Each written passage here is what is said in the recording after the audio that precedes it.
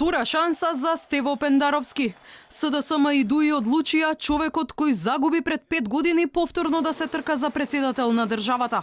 За премиерот ова било историска одлука која демонстрирала дека националните интереси биле над партиските. Застануваме сите позади Стево Пендаровски. Надпартиски, европски, граѓански. Пријател и председател на сите и за сите граѓани на Република Северна Македонија. Стево е човек кој одамна донесе одлука да влече напред, не назад. Ги избра граѓаните.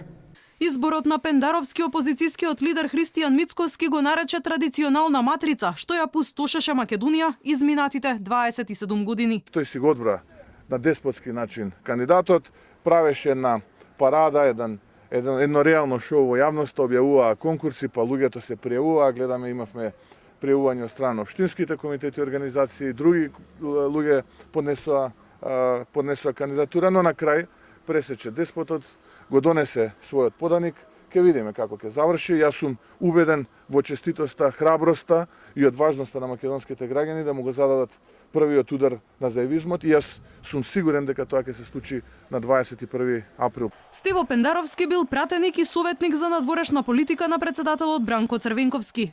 Од 2001 до 2004 беше и советник за национална безбедност на председателот Борис Трајковски. Бил портпарол на Министерството за внатрешни работи и началник на управата за аналитика и истражување во истата институција.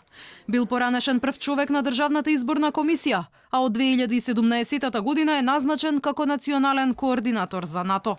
Пендаровски во јавноста остана запаметен по неговата изјава за време на кампањата за претходните председателски избори, кога граѓаните ги спореди со стока, односно со овци.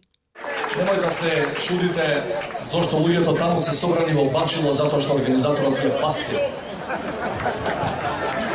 Неколку специфики на нашиот собир и на нивниот. И зошто е многу подобро ако сме луѓе да бидеме овде, а не таму. Инаку на председателските избори кои се одржаа пред 5 години, како кандидат за председател на СДСМ Стево Пендаровски освои само 398.000 гласови, наспроти 534.000 кои ги освои актуелниот шеф на државата Ѓорѓе Иванов.